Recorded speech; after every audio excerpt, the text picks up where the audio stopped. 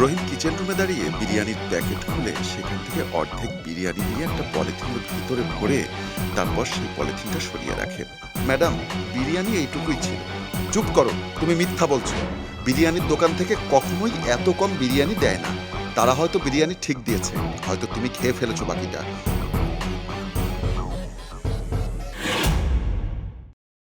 রহিম kitchen রুমে দাঁড়িয়ে বিরিয়ানির প্যাকেট খুলে সেখান থেকে অর্ধেক বিরিয়ানি নিয়ে একটা পলিথিনের ভিতরে ভরে তারপর সেই পলিথিনটা সরিয়ে রাখে এবং বাকি অর্ধেক বিরিয়ানি একটা প্লেটে করে নিয়ে চলে যায় আনিকা ম্যাডামের রুমে। বিরিয়ানির প্লেট আনিকা ম্যাডামের সামনে দিতেই আনিকা ম্যাডাম বিরিয়ানি দেখে অবাক হয়ে যায়। কি ব্যাপার রহিম, এইটুকু বিরিয়ানি কেন? ম্যাডাম, প্যাকেটে এইটুকু বিরিয়ানি ছিল। আজব ব্যাপার, এর আগে তো কখনোই এরকম হয়নি। বিরিয়ানির প্যাকেটে এইটুকু বিরিয়ানি থাকবে কেন? কোথা থেকে বিরিয়ানি এনেছো? ম্যাডাম, পাশের হোটেল থেকেই। সত্যি করে বলো তো রহিম, কি হয়েছে? একটা প্যাকেটে এত কম বিরিয়ানি থাকার কথাই না। আমি তো এর আগে অনেকবার বিরিয়ানি খেয়েছি। ম্যাডাম, বিরিয়ানি এইটুকুই ছিল। চুপ করো, তুমি মিথ্যা বলছো। বিরিয়ানির দোকান থেকে কখনোই এত কম বিরিয়ানি দেয় না। তারা হয়তো বিরিয়ানি ঠিক দিয়েছে, হয়তো তুমি খেয়ে ফেলেছো বাকিটা। চুরি করার অভ্যাসটা কবে থেকে হলো তোমার? আমাকে বললেই পারতে, আমি তোমাকে কিনে খাওয়াতাম। যাও, এবার গ্লাসে করে পানি নিয়ে এসো। রহিম মাথা নিচু করে সেখান থেকে চলে যায় পানি আনতে। আনিকা ম্যাডাম ভাবছে, নিশ্চয়ই ওই ছোট লোকটা বাকি অর্ধেক খেয়ে ফেলেছে, আর না হয় রেখে দিয়েছে, পরে খাবে। এর মধ্যে রহিম এক গ্লাস পানি নিয়ে আসে। তারপর আনিকা ম্যাডামের সামনে পানির গ্লাসটা দিয়ে চলে যায়। আনিকা ম্যাডাম বিরিয়ানি খাওয়া শুরু করে দেয়। খাওয়া শেষ করে আনিকা ম্যাডাম রহিমকে ডাকে টেবিলটা পরিষ্কার করে দেওয়ার জন্য। রহিম দ্রুত এসে টেবিলটা পরিষ্কার করে গ্লাস এবং প্লেট নিয়ে সেখান থেকে চলে যায়। আনিকা ম্যাডাম কম্পিউটারে কাজ শেষ করে বাসায় যাওয়ার উদ্দেশ্যে রুম থেকে বের হয়ে যায়। তারপর আনিকা ম্যাডাম কিচেন রুমের সামনে অপেক্ষা করতে থাকে দেখবে বলে রহিম কি করে। হঠাৎ করে আনিকা ম্যাডাম দেখলো রহিম চোরের মতো এদিক ওদিক তাকাতাকি করে হাতে একটা পোটলা নিয়ে সেখান থেকে চলে যাচ্ছে। তখন আনিকা ম্যাডাম দেখে মনে মনে ভাবলো, ও এই কথা তাই না? শালা ছোট লোক, আমার খাবার থেকে খাবার বাঁচিয়ে বাসায় নিয়ে যাওয়া হচ্ছে বউ বাচ্চাদের খাওয়ানোর জন্য। তাহলে এভাবেই আমার অফিস থেকে প্রতিনিয়তই চুরি করা হয়। দাঁড়া, কালকেই আমি তোকে হাতে নাতে ধরবো এবং শায়েস্তা করব। রহিম বেরিয়ে যাওয়ার পর আনিকা ম্যাডাম বাসার উদ্দেশ্যে অফিস থেকে বের হয়ে যায়। আনিকা ম্যাডাম পরদিন আবার রহিমকে ডাকলো। তারপর রহিমকে বলল তার জন্য স্পেশাল তেহারি নিয়ে আসতে। রহিম চলে গেল তেহারি আনতে।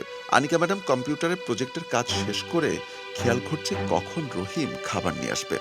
রহিম আগের দিনের মতো আবারও প্লেটে করে খাবার ও এক গ্লাস পানি নিয়ে এসেছে। খাবার দেখেই আনিকা ম্যাডাম বুঝতে পেরেছে অর্ধেক খাবার নেই। আনিকা ম্যাডাম বুঝতে পারলো রহিম কালকের মতো আজকেও হয়তো চুরি করে খাবার বাড়িতে নিয়ে যাবে। তাই আনিকা ম্যাডাম মনে মনে চিন্তা করলো আজকে সে দেখবে রহিম খাবার চুরি করে নিয়ে গিয়ে কি করে। রহিম, আজকে তুমি চলে যাও, তোমার ছুটি। আমার অনেক কাজ পড়ে আছে, আমার যেতে অনেক রাত হবে। জি ম্যাডাম, আসি তাহলে, আসসালামু আলাইকুম। তারপর রহিম তাড়াতাড়ি করে কিচেন রুমে গিয়ে আবারও সেই খাবারের পোটলাটা নিয়ে বের হয়ে চলে গেল। আর পেছন থেকে আনিকা ম্যাডাম দেখে রহিমের পিছু পিছু চলে গেল। রাস্তা দিয়ে রহিম যাচ্ছে। আনিকা ম্যাডাম পেছন থেকে খেয়াল করছে রহিম কোন বাড়িতে ঢোকে। রহিম একটা টিনের বাড়িতে ঢুকলো। আনিকা ম্যাডাম বাড়ির সামনে দাঁড়িয়ে ভাবছে, না জানি এভাবে আমার কত কিছু অফিস থেকে চুরি করে এনেছে। রহিম আসলেই একটা চোর, ওকে একটা শায়েস্তা করতেই হবে। ওর মতো একটা চোরকে আমার অফিসে আর রাখা যাবে না। অনেক রাগ নিয়ে রহিমের ঘরের দিকে এগোতে লাগলো আনিকা ম্যাডাম। ঘরের দরজার সামনে যেতেই আনিকা শুনতে পেল একজন বৃদ্ধ লোকের কণ্ঠ। তারপর দরজার ফাঁক দিয়ে উঁকি দিয়ে দেখলো রহিমের অসুস্থ বাবা রহিমকে বলছে, বাবা রে, তুই আর এইভাবে কয়দিন অফিস থেকে খাবার চুরি করে না আমারে খাওয়াবি? যেদিন ধরা পড়বি সেদিন তোর চাকরি আর থাকবে না। তোর আর আমারে চুরি করে খাবার আইনে খাওয়াইতে হইব না। আমি না খাইয়া থাকতে পারবো। বাবা, আমি কি এমনিতেই চুরি করি? তুমি অসুস্থ মানুষ, প্রতিদিন তোমার অনেক টাকার ওষুধ লাগে। ডাক্তার বলেছে ঠিকমতো ওষুধ না খাওয়ালে তোমাকে বাঁচাতে পারবো না। আমি যে টাকা বেতন পাই সে টাকা দিয়ে তো ঠিকমতো তোমাকে ওষুধ কিনে খাওয়াতে পারি না। চাল, তরি তরকারি এগুলো কিনবো কি করে বলো? আমি দুবেলা না খেয়ে থাকতে পারবো, কিন্তু তুমি না খেলে তো আরো বেশি অসুস্থ হয়ে পড়বে। তাই আমার জন্য অফিস থেকে যে খাবার দেয় এবং বসের খাবার ওখান থেকে অর্ধেক চুরি করে তোমার জন্য নিয়ে আসি, যাতে তুমি বাসায় থাকাকালীন দুই বেলা ঠিক মতো খেতে পারো। ছেলের এই কথা শুনে অসুস্থ বাবা ছেলেকে জড়িয়ে ধরে কান্না করতে থাকে। দরজার বাহির থেকে বাবা ছেলের ভালোবাসা দেখে আনিকা ম্যাডামের চোখেও পানি চলে আসে। তারপর আনিকা ম্যাডাম ঘরের ভেতর এসে রহিমের সামনে দাঁড়ায়। রহিম আনিকা ম্যাডামকে দেখে অবাক হয়ে দাঁড়িয়ে বলল, আরে ম্যাডাম, আপনি? ম্যাডাম, আমাকে ক্ষমা করে দিবেন। আমি অনেক ভুল করেছি। আমার এছাড়া আর কোনো উপায় ছিল না। আমি জানি হয়তো আপনি সব বুঝে ফেলেছেন, দেখে ফেলেছেন। দয়া করে আমাকে চাকরি থেকে বের করে দিবেন না। তাহলে আমি আর আমার বাবা না খেতে পেয়ে মারা যাব। ভয় পেও না রহিম। আমি সবকিছুই শুনেছি। তোমার প্রতি আমার যে ভুল ধারণা ছিল, সেই ভুল ধারণাটা আমার কেটে গেছে। তুমি অনেক বড় অন্যায় করনি। আমার হিসাবে তুমি ভালোই করেছো। বাবার প্রতি তোমার এই ভালোবাসা দেখে আমি মুগ্ধ হয়েছি। তোমাকে চাকরি থেকে বের করে দেওয়া নয়, বরং আমি তোমাকে সাহায্য করতে চাই। তারপর আনিকা ম্যাডাম ব্যাগ থেকে ৫,০০০ টাকা বের করে রহিমের হাতে দিল। এখন থেকে আমি তোমাকে সাহায্য করব। তোমার আর চুরি করে খাবার আনতে হবে না। প্রতিদিন তোমার বাবার জন্য আমি খাবার পাঠিয়ে দিব, এবং তোমার বাবার চিকিৎসার জন্য আমি তোমাকে যত টাকা লাগে সমস্ত টাকা দিব। ম্যাম, আপনি অনেক ভালো মানুষ। আপনার মতো ভালো মানুষ কোথাও দেখিনি। আল্লাহ আপনার ভালো করুক। ভালো থেকো। আমি আসি। রহিম দুহাত তুলে আল্লাহর কাছে দোয়া চাইতে লাগলো। হে আল্লাহ, আমার ম্যাডামকে তুমি ভালো রেখো, সুস্থ রেখো। আমিন। আমাদের এই ভিডিও যদি আপনাদের একটুও ভালো লাগে, তাহলে অবশ্যই লাইক, কমেন্টস এবং শেয়ার করে সবার মাঝে ছড়িয়ে দিন।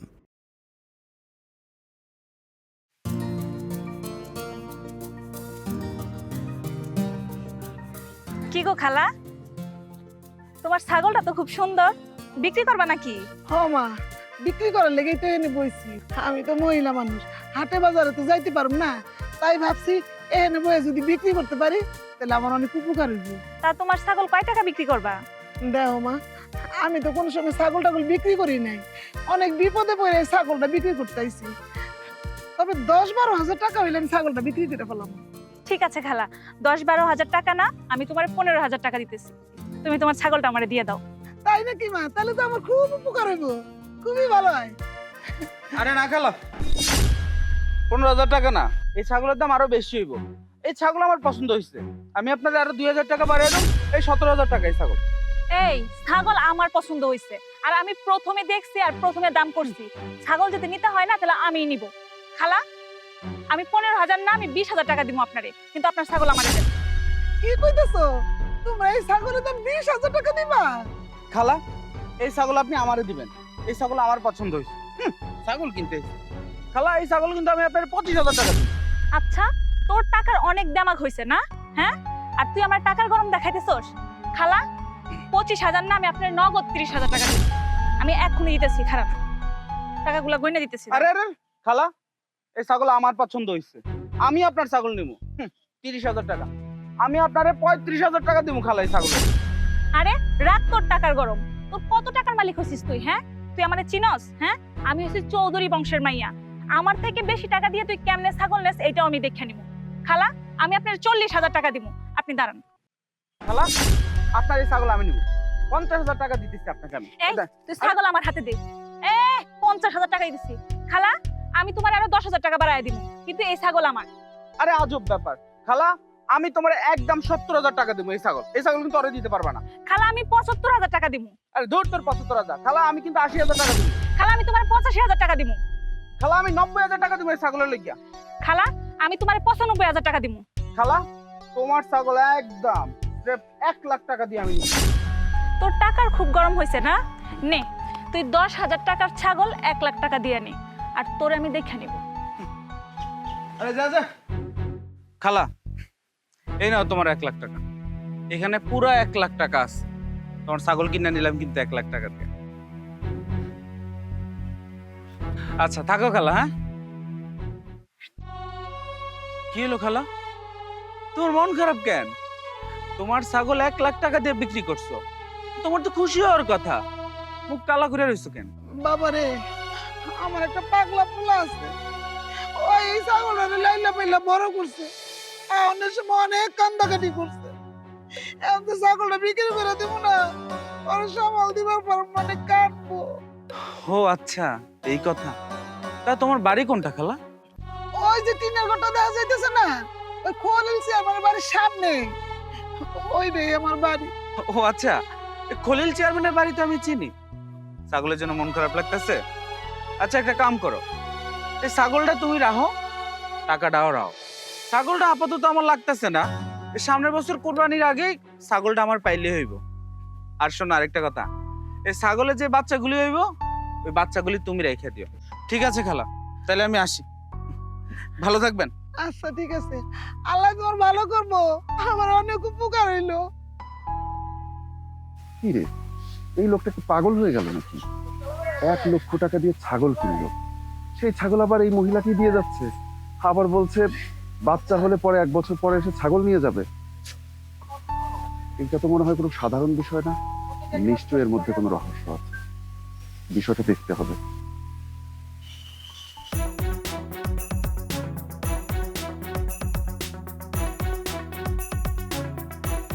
দেখ, আজকে যদি এই বুদ্ধিটা না করে কাজটা না করতাম তাহলে কিন্তু মহিলাটাকে টাকাগুলোই দেওয়া হতো না।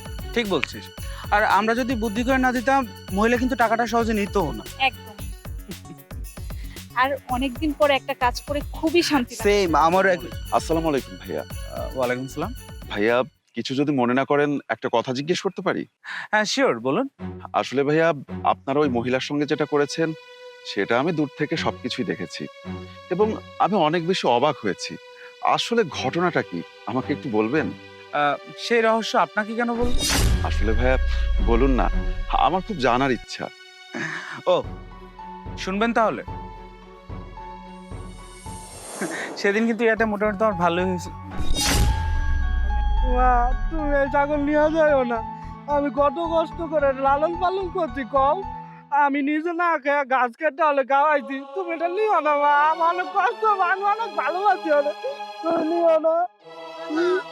একটু বুঝতে চেষ্টা কর, তোর বাপে অ্যাক্সিডেন্ট হয়ে হাসপাতালে ভর্তি আছে, মৃত্যু সজ্জায় আছে, এর লেগে তো অনেক টাকা লাগবে বাবা। আমরা এত টাকা কইতে পাবো? এই ছাগলটা বেচে তো কিছু টাকা জোগাড় হইব বাজার, তুই না করিস। আমি দিব না, আমি অনেক ভালোবাসি, দিব না, দিব না,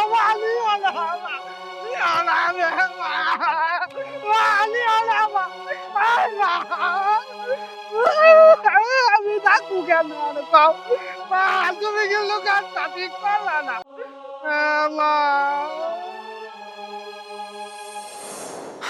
শুনলেন তো, আসলে ওই মহিলা স্বামী খুব অসুস্থ ছিল, আর ওনাদের সম্বল বলতে ওই ছাগলটাই ছিল।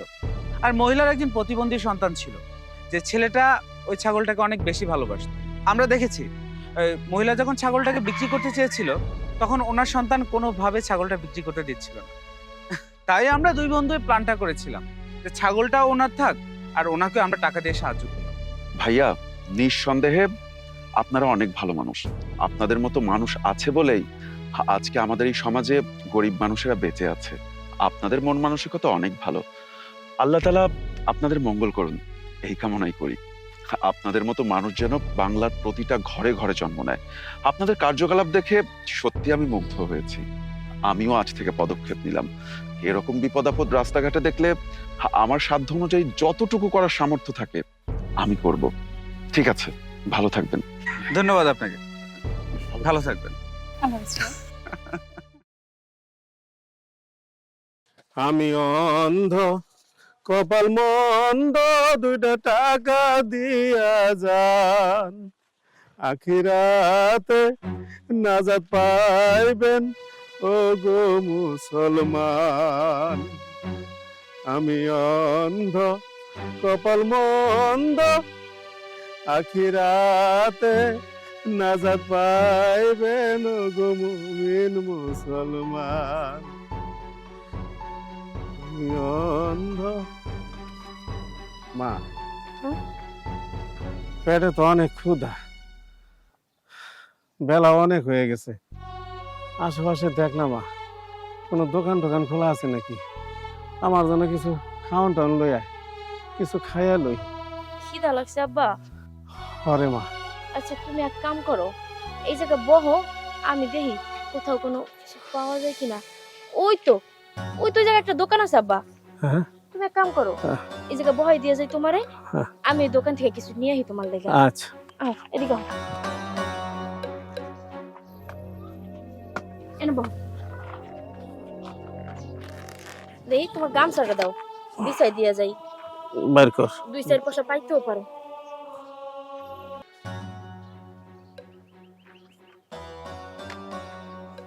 আবার টাকাগুলো কই?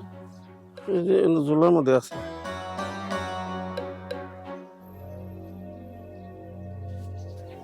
যাই। মা এই জায়গায় বইও কিন্তু হ্যাঁ আমি খাওয়ান লই আনি। তাড়াতাড়ি চলে আস কিন্তু মা।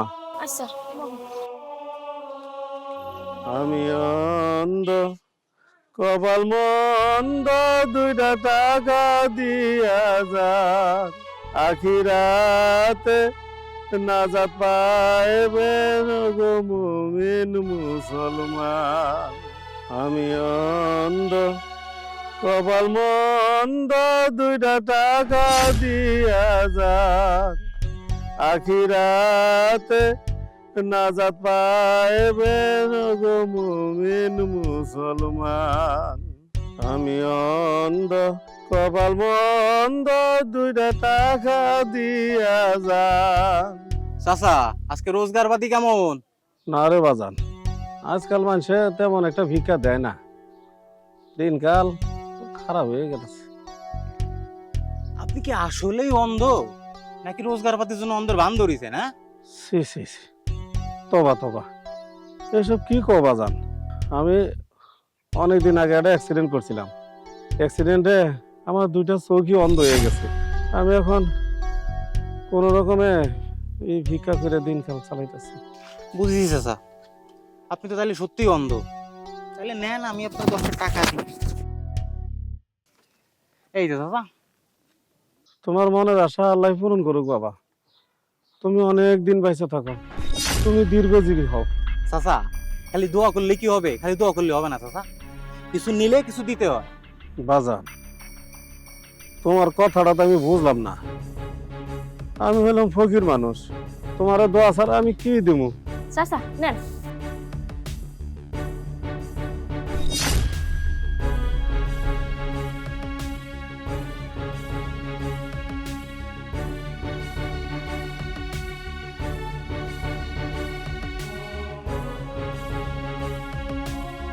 চাচা ঠিক আছে, তাহলে ভালো থাকেন।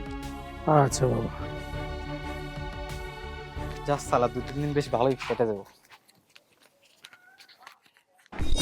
এই দেখ, দিনে দুপুর ডাকাতি শুরু করছস? তুই আমার চিনোস? তুই আমার লেগে আমার ব্যাগ নিয়ে তোর দিস না? তোর আজকে খবর আছে। তোর সাহস কত? ব্যাগ ব্যাগ দে। ওর কিন্তু ব্যাগ দে। ছাড় কইতাছি। ব্যাগ দে। ব্যাগ দে। ব্যাগ দে কইতাছি। তোর মানি ব্যাগ, তোর মানি ব্যাগ তোরাই দিয়ে দিলাম। এই টাকা তো আর তোর না, তাই না? এই তোর লজ্জা করে না? হ্যাঁ, দিনে দুপুরে একটা অন্ধ মানুষের অসহায়তার সুযোগ নিয়ে তার কাছ থেকে 1000 টাকা তুই চুরি করছিস, দিনে দুপুরে বাটপারি করস। আল্লাহ তোরে কি না দিছে? সুস্থ সবল করে দুনিয়াতে পাঠাইছে, নাক চোখ কান সবই তো দিছে। আর ওই লোকটা তো অন্ধ, ওনার কাছ থেকে তুই কোন হিসাবে এই টাকাটা চুরি করলি? হ্যাঁ, তোর কি একটু বিবেকে বাঁধলো না? সব হারামি জানি কোথাকার। এখন হয়তো ভাবতাছস আমি কি লিগে টাকাটা তোর কাছ থেকে ফেরত নিলাম, তাই না? আমি কে জানোস? ওই যে ফকিরটা দেখতাছস, যার কাছ থেকে তুই টাকাটা চুরি করছস, আমি হইলাম তার মাইয়া। এই লিগে তোর কাছ থেকে আমি টাকাটা ছিনাই নিছি। আর তুই যে টাকাটা ওনার কাছ থেকে চুরি করছস না, ওইটা আমি ওই দোকানে থেকে দাঁড়ায় দাঁড়ায় সব দেখছি।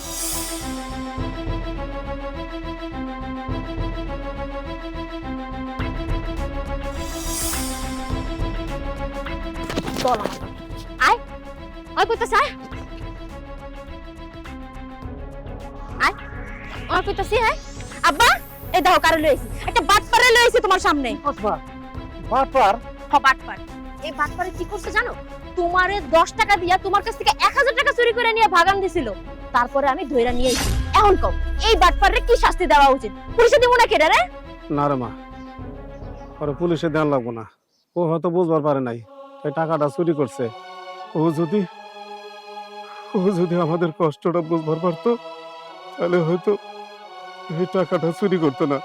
ওরে ছাইড়া দে মা।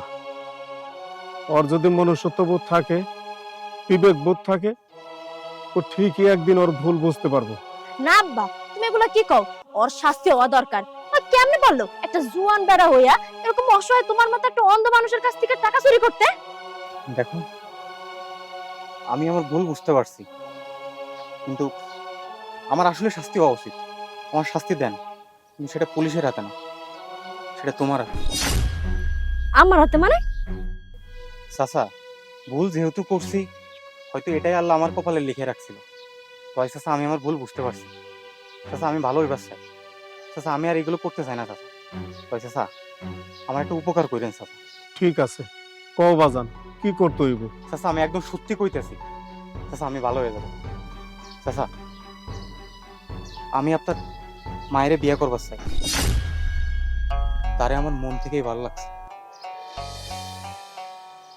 চাচা আপনি যদি আপনার মায়েরে আমার লগে বিয়া দেন, আমি সত্যি কইতেছি চাচা, আমি একদম ভালো হয়ে যাবো চাচা।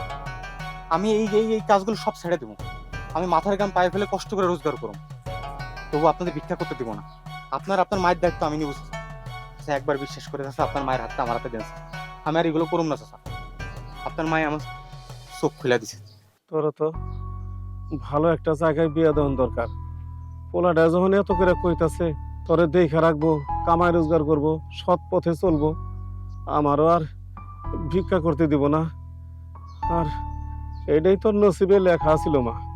একবার ভাইবা দেখ মা, আমার মনে হয় তোর অনেক ভালো হইব। আমিও তোরে কইতাছি মা, তুই রাজি হয়ে যা। ঠিক আছে আব্বা, তুমি যেহেতু চাইতাছো তাইলে আমার আর কোনো আপত্তি নেই, আমি রাজি। ওরে আল্লাহ রে, মিয়া বিবি রাজি তো এখনটা কি কাজী? হ্যাঁ দর্শক, এই ভিডিওটি আপনাদের কেমন লাগলো তা অবশ্যই কমেন্ট করে জানাবেন। আর নিত্য নতুন এরকম আরো মজার মজার ভিডিও পেতে অবশ্যই আমাদের পেজটিকে ফলো এবং চ্যানেলটি সাবস্ক্রাইব করে রাখবেন। ধন্যবাদ।